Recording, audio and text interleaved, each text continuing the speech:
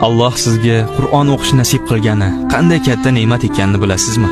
Ovozingizni xirlashiga qaramay, so'zlarni uzib, nafas olishingizga qaramay, oyatlarni buzib, xato qilishingizga qaramay, ma'nolarni tushunmay, amal qilmasligingizga qaramay, harflarni bir-biridan ajrata olmay, eslab qolishda sust bo'lishingizga qaramay, Alloh sizga kalomini o'qish nasib qildi.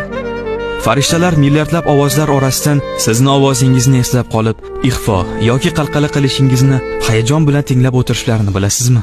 Oyatlar orasida to'xtab olgan chuqur nafasingiz uchun ham qanday mukofotlar olishingizni bilasizmi?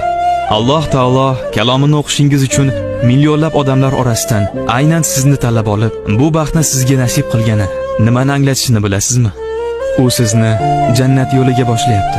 Ha, aynan sizni tanlab olgan va aynan sizga bu ne'matni ato etgan. Shunday ekan, bu yo'lda hech qachon taslim bo'lmang, orqaga chekinmang. Bilingki, bunday baxt hammaga ham nasib etmagan. Siz tanlanganlar ichida tanlanganisiz.